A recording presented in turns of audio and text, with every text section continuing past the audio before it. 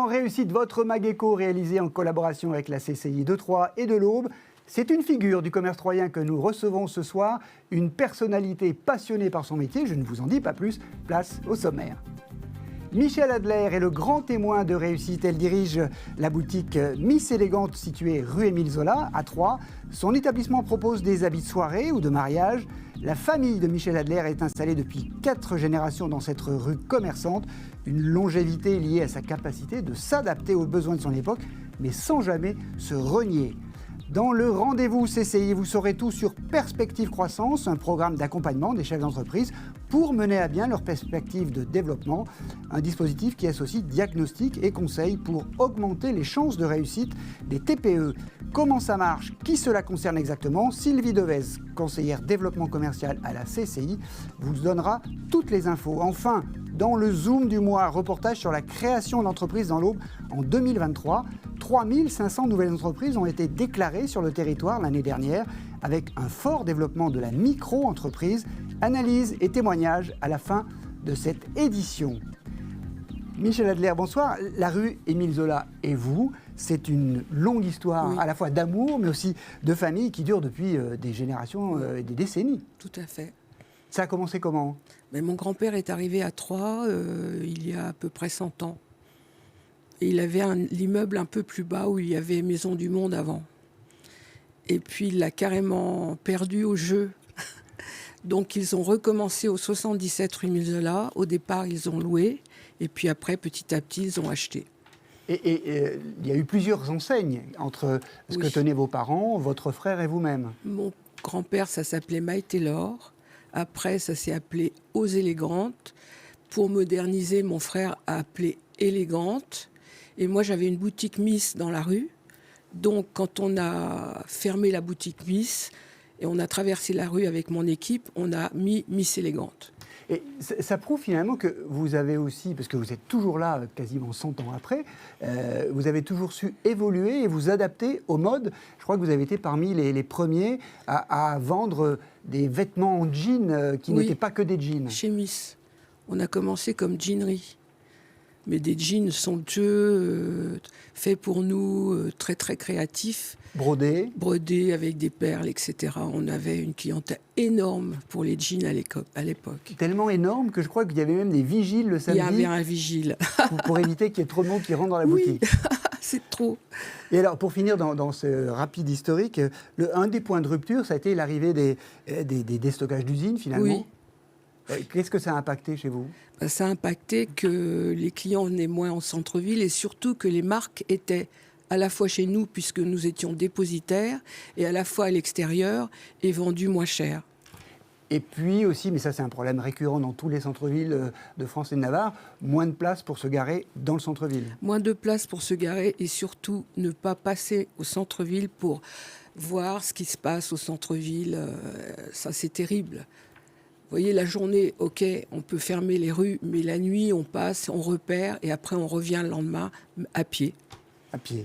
Alors aujourd'hui, vous tenez la boutique Miss Élégante avec un vrai parti pris, proposer à votre clientèle des vêtements de cérémonie, dont surtout les mariages. Alors que proposez-vous exactement et comment vous différenciez-vous par rapport aux autres boutiques? Je vous propose de regarder ce reportage signé Christian Vieira.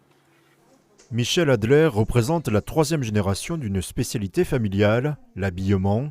Depuis près d'un siècle, sous divers noms, Miss Élégante reste un commerce indépendant et tendance. Qui sont remontés au 77 rue Émile Zola en 1937. On avait 2 Vespa 400, c'était un modèle qui venait de sortir, et il y avait de la pub dessus, c'était très précurseur, mon père était très précurseur. Pour se distinguer de l'émergence des franchises, puis des magasins outlet et de la fast fashion, Miss Élégante mise sur la qualité et le Made in France, à l'instar des costumes. C'est la dernière usine qui fait des costumes en France. On est fiers de nos costumes en plus, parce que si vous regardez l'intérieur et tout, c'est somptueux. Les doublures, c'est superbement bien fait. Les gens essayent et ils voient que cela leur va mieux. Ils mettent des costumes et les costumes leur vont, les pantalons sont bien coupés, les tailles hautes, etc. Ils sont très étonnés. Donc ils sont très contents. Alors ils vont voir à droite, à gauche, mais ils reviennent. Toujours aux aguets des coupes et couleurs tendance, pour se démarquer, Miss Élégante s'est positionnée sur le secteur des tenues de soirée et de mariage, pour les enfants et les adultes. C'est vrai que pour avoir des robes élégantes, c'est ici, oui, qu'on vient souvent. C'est où les couturiers, c'est très cher, ou le bas de gamme, et ça va pas très bien. Les filles viennent, elles ont acheté quelque chose sur Internet, elles sont en pleurs, la robe leur va pas, ou elles l'ont pas reçue, etc., etc. Il faut pas oublier ça, hein. Donc on est là. Donc là, on fait du blush, donc un sac, un foulard, etc., dans l'harmonie du mariage. Et la maman et la grand-mère peuvent aussi avoir des accessoires dans la même couleur. Une capacité de conseil qui permet à Miss Élégante de bénéficier de la fidélité de ses clients au fil des générations. Et la mamie voulait à tout prix acheter la robe à sa petite fille chez Miss Élégante parce que elle avait acheté elle-même sa robe de mariée, la robe de mariée donc de sa fille et la troisième petite. C'est vraiment des moments exceptionnels pour ces personnes-là et nous qui apportons notre bienveillance, notre écoute et tout ça. C'est une continuité de vie. Cette continuité permet à cette boutique de surmonter les difficultés rencontrées par d'autres marques internationales. Le rez-de-chaussée de l'établissement est alloué suite au départ de l'une d'entre elles. Michel Adler, je parlais de résilience et d'adaptation tout à l'heure. La preuve, c'est avec ce qui vient d'être dit juste à l'instant, à la fin du reportage, c'est que vous êtes toujours là et l'enseigne nationale, voire plus, qui était en bas, elle est partie. Et vous cherchez d'ailleurs à louer cet espace parce que c'est un très bel espace. Tout à fait. Et quel est votre secret pour justement pour résister parce que vous avez des clients qui viennent de très très loin. De loin, oui. Écoutez, on est tout le temps dans la mouvance, on s'adapte, on change les couleurs, on est en avance sur les couleurs, on a la couleur qu'il faut, le tissu qu'il faut, la forme qu'il faut. Et vos clientes, c'est surtout des clientes, elles viennent de Lyon, vous envoyez même je crois que vous avez envoyé récemment une robe au Brésil et à Mayotte. Oui. Oui. Et comment elles vous connaissent ? Je ne sais pas. Moi, je fais beaucoup de pubs. Hein. Puis je suis sur les réseaux, sur Facebook, sur Instagram. On a un site que l'on change tous les ans. C'est très important, la communication. Et vous faites aussi, dans cette communication, vous faites des défilés. Des défilés aussi. Des défilés, notamment dans les salons du mariage. Voilà. Votre collaboratrice parlait de la grand-mère qui avait acheté sa robe, qui l'avait achetée pour sa fille, et puis maintenant pour sa petite fille. Il y a aussi une grande variété d'âge dans votre clientèle. Complètement. Il y a même des arrière-grand-mères qui viennent, qui sont très contentes que ce soit toujours la même maison. Donc le mariage, c'est une institution qui, pour certains, peut paraître vieillotte. Il y a un peu moins de mariages aujourd'hui qu'il y en avait il y a 20 ans. Mais ça perdure. Et les tendances aujourd'hui, c'est quoi ? On se marie un peu plus tard. Donc est-ce que ça a changé la façon d'acheter une robe de mariée, par exemple ? Pas vraiment, parce qu'il y a des femmes qui se marient à 60, 65 ans. Elles n'ont pas pu acheter une robe de princesse quand elles avaient 20, 25 ans. Et elles en veulent une à 60 ans. C'est étonnant. Il y a toujours ce rêve Parfois, hein, c'est pas énorme, mais parfois, ça existe. Et donc l'achat d'une robe de mariée, c'est un achat qui est essentiel, sur lequel on accorde beaucoup d'importance. C'est très spécial, c'est assez compliqué, attention. Hein. Justement, là, une de vos spécialités, c'est d'être un véritable conseil pour ces femmes, et puis pas que seulement les femmes, mais aussi l'entourage et la famille. Oui. Votre secret, c'est de bien connaître vos clients, en tout cas de bien apprendre à les connaître, mais c'est aussi on en a parlé un petit peu dans le reportage, de vous associer à de bons prestataires, de bons fournisseurs. Et je crois que vous n'avez même pas envie de nous dire avec qui vous travaillez. C'est-à-dire qu'ils ont les mêmes valeurs que moi. On est fidèles, mutuels. Je peux faire des modèles pour moi. Et ça, c'est très, très important. Et puis, il y a une question aussi de respecter les règlements des factures, ce qui fait que, on est encore plus respecté. C'est très important. et notamment un des derniers fabricants de costumes, là, vous n'avez pas envie de dire qui c'est, parce que c'est votre prestataire, c'est votre fournisseur. Oui, c'est un fabricant français. D'ailleurs, il y a eu une émission sur Canal 32 sur cette usine. J'étais très, très étonnée et très contente pour eux. Bon, on parlait de concurrence. Finalement, il n'y en a pas vraiment de concurrence dans le créneau sur lequel vous êtes, qui est du conseil. Là, on n'est pas dans la... Parce qu'on trouve des magasins, soit physiques, soit virtuels, de robes de mariée, mais c'est un peu des grosses usines. Vous êtes plutôt dans l'artisanal de la robe de mariée? Disons que je considère les autres comme mes collègues. Ce ne sont pas des concurrents, en fait. On ne peut pas tout vendre. On n'a pas tous le même style, et ça, c'est très important.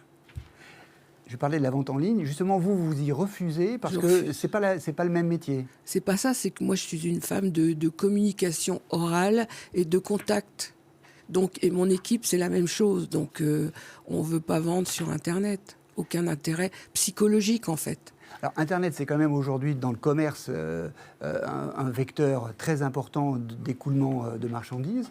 Vous y refusez. Mais alors, qu'est-ce qu'il faut pour réussir dans un métier comme le vôtre, si on met à part Internet? Écoutez, il faut que les vêtements soient quand même très bien coupés, parce que les conformations pour les physiques des femmes sont très importantes. Il faut que les robes aillent bien. Quand elles enfilent une robe, il faut qu'elle soit bien dedans et qu'elle se trouve belle.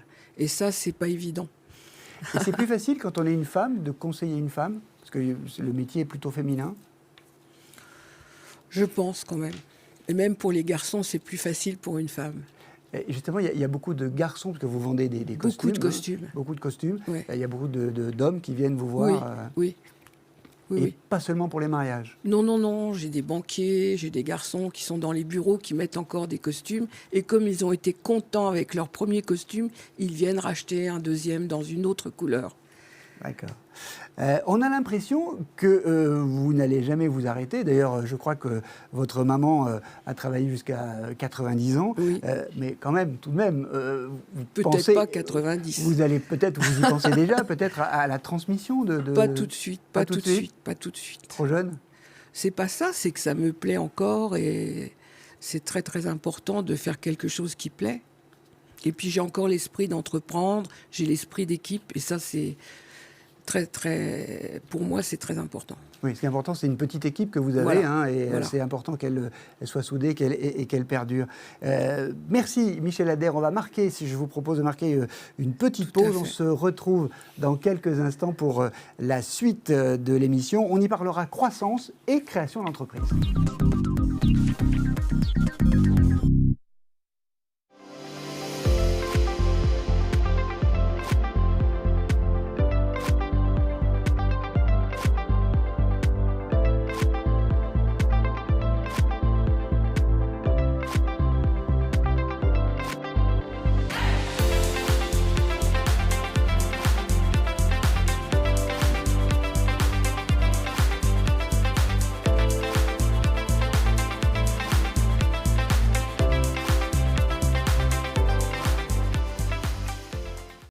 Batitol à Crenay, c'est un centre-service dédié aux artisans et agriculteurs, mais aussi aux particuliers. Batitol, c'est votre spécialiste dans les tôles bac acier, panneaux sandwich isolés pour toiture, bardage et leurs accessoires. Les aménagements intérieurs de bâtiments sur mesure, les abris de jardin, garages et locaux extérieurs isolés. L'équipe de Batitol étudie tous vos besoins, vous conseille et vous propose des produits précis et adaptés. Contactez-nous, Batitol à Crenay, Zac des Sources, 03 25 43 10 10.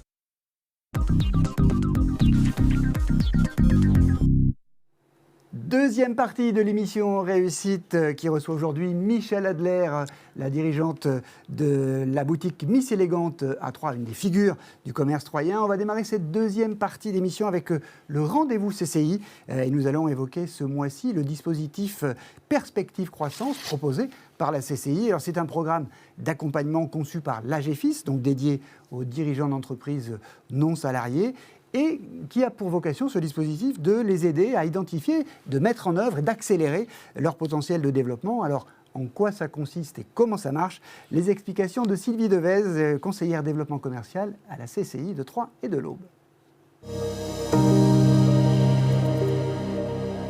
Perspective Croissance, donc c'est un dispositif lancé l'année dernière par l'AGFIS avec les chambres de commerce et d'industrie volontaires, donc, dont fait partie la CCI Troyes et Aube. C'est un accompagnement à l'accélération de projets de croissance, donc des dirigeants travailleurs non salariés. C'est un programme de 21 heures qui va s'étaler sur une durée de 3 à 6 mois pour permettre d'atteindre certains objectifs de croissance.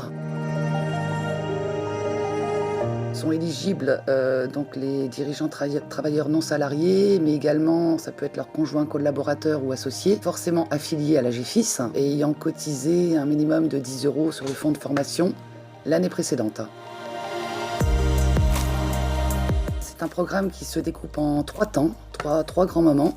Donc le premier est un diagnostic 360 de l'entreprise qui va nous permettre on va dire, soit de confirmer ou d'identifier des leviers de croissance pour l'entreprise concernée, qui va porter sur vraiment les différentes thématiques de l'entreprise, sa stratégie, ses marchés, ses approvisionnements, sa politique RH, enfin vraiment très large. La partie suivante est l'accompagnement, ça va être le plus gros du programme. L'accompagnement donc du chef d'entreprise pour l'amener à atteindre les objectifs qu'on se sera fixés. Et cet accompagnement va être via le suivi d'un conseiller de la chambre de commerce, donc via des conseils, mais également via la proposition d'ateliers thématiques ou de capsules de formation pour permettre et d'atteindre l'objectif qui est fixé et aussi de monter en compétences. Ensuite, à l'issue de cette période, en fait, bien entendu, il y aura un bilan de fin de projet.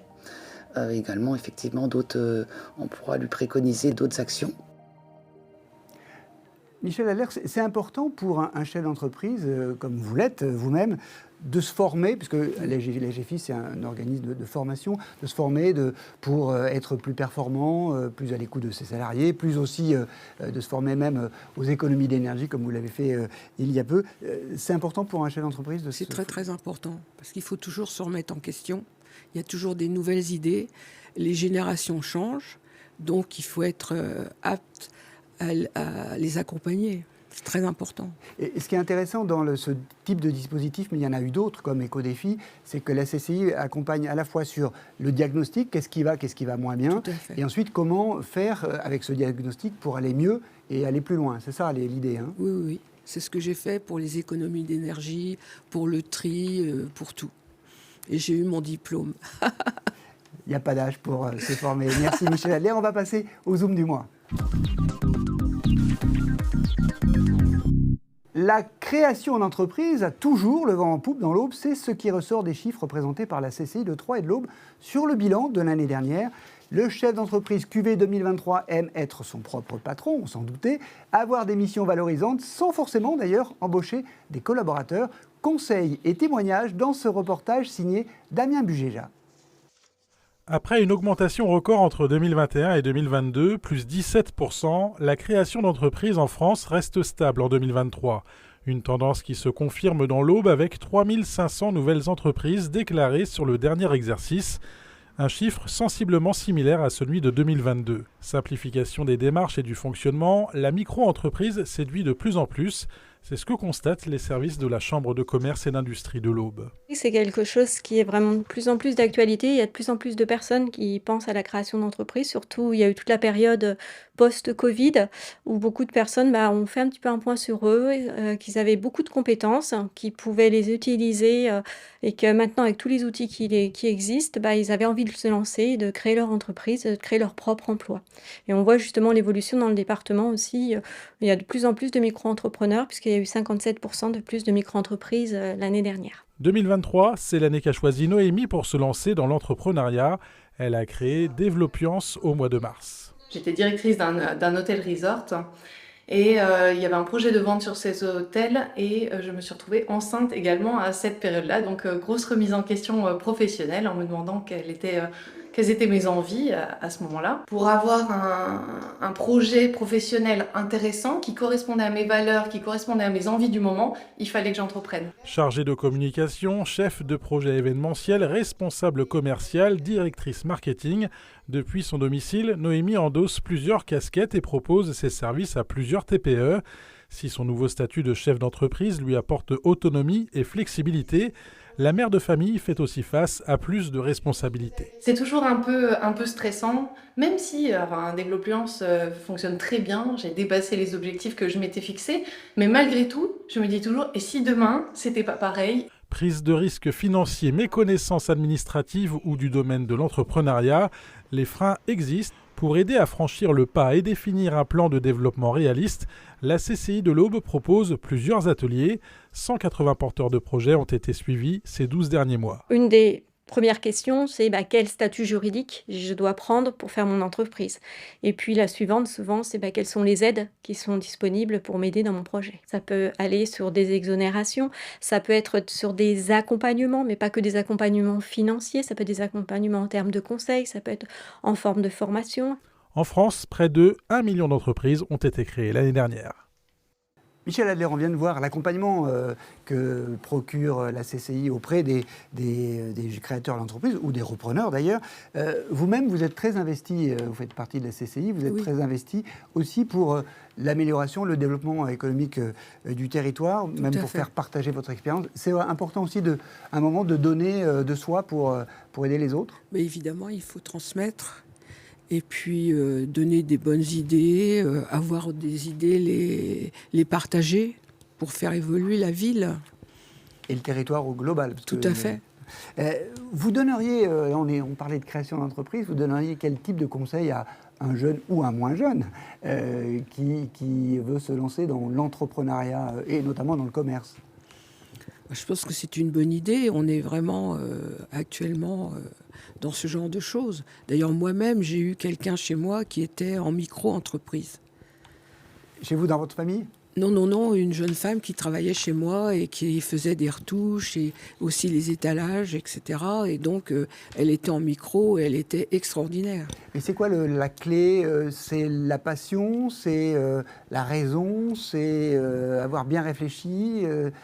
Qu'est-ce qu'il faut pour réussir? Il faut avoir l'esprit d'entreprendre.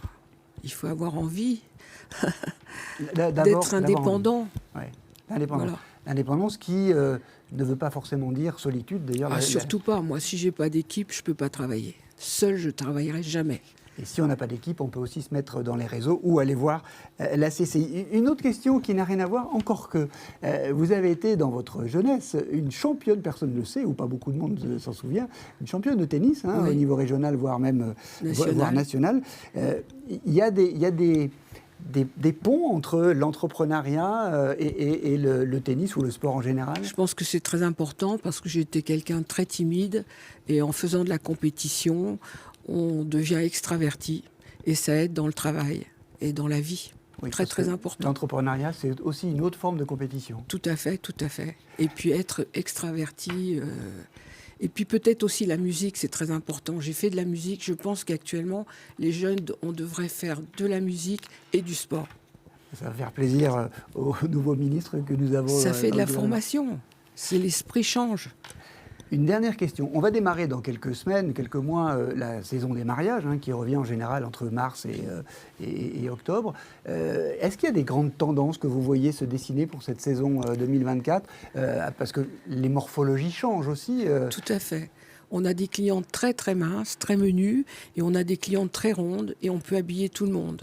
Alors il y a des formes vraiment différentes, des gradations différentes. Les robes ne vont pas pour une fille très mince comme une fille ronde, ce ne sont pas les mêmes modèles et c'est important de les avoir. Et est-ce qu'il y a des tendances particulières la saison qui va venir? Écoutez, on vend surtout de l'ivoire et puis des couleurs champagne et des robes de couleur. Hier, on a vendu une robe verte pour quelqu'un qui se mariait. Et le garçon aussi était tout en vert. Donc, 2024 sera l'année de la couleur. Merci beaucoup Michel Adler d'avoir été notre invité. Nous souhaitons bien sûr longue vie à votre activité et puis une belle saison des mariages et beaucoup de bonheur à tous ceux qui vont se marier cette année. Je vous propose tout de suite de regarder l'agenda de la CCI pour les événements de ce mois de février. À bientôt, au mois prochain. Le 7 février, en matinée, vous pourrez assister à un atelier micro-entreprise. Les experts de la CCI sont là pour vous aider lors de cette réunion d'information. Quelle différence entre un auto-entrepreneur et un micro-entrepreneur? Quelles activités peuvent être exercées sous ce régime? Qu'est-ce qu'un micro-entrepreneur? Autant de questions qui seront posées durant cette réunion. Le coût est de 30 €. Le 13 février, la CCI vous propose une formation RH sur le thème « Comment optimiser sa conduite de réunion ?» Venez découvrir et mettre en pratique les règles d'or de la conduite de réunion et expérimenter des formats originaux et ludiques favorisant l'émergence de l'intelligence collective. Le coût de la formation est de 420 €. Le 19 février, un autre atelier numérique, cette fois IA, ChatGPT, comment optimiser votre temps et votre efficacité. Cet atelier a pour but de décrypter l'actualité liée à cette IA, de comprendre son utilité, ses risques et de savoir comment bien l'utiliser. Le tarif est de 79 €. Enfin, le 20 février, une dernière formation, l'atelier « Êtes-vous prêt à vous lancer ?» pour tout savoir sur la création d'entreprise, les aides possibles, les statuts juridiques, etc. Cette matinée est entièrement gratuite, le coût étant pris en charge par la CCI.